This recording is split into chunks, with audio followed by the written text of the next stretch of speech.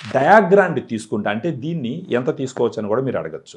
మామూలుగా 2 levelled scoop 120 ml వాటర్లో కలుపుకోవాలి. ఉదయం భోజనానికి ఒక అరగంట ముందర కానీ, లేదు అంటే మార్నింగ్ బ్రేక్ఫాస్ట్, మధ్యాహ్నం లంచ్ మధ్యలో కానీ తీసుకుంటూ ఉంటే, ఇప్పుడు బాగా షుగర్ లెవెల్స్ ఎక్కువ ఉన్నాయనుకోండి, రోజుకు 2 సార్లు తీసుకోవాలి.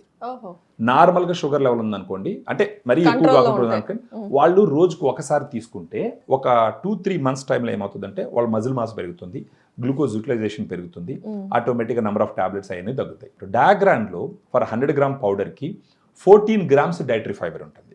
వేరే లీడింగ్ ప్రొడక్ట్స్లో మీరు చూసినారంటే 5 గ్రామ్స్, 7 గ్రామ్స్, 8 గ్రామ్స్ ఉంటుంది.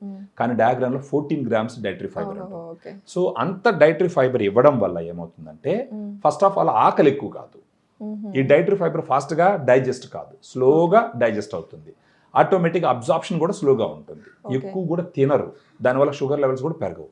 దానితో పాటు హార్ట్కి దాని హెల్త్ని ఇంప్రూవ్ చేయడానికి కూడా డైటరీ ఫైబర్ ఉపయోగపడుతుంది.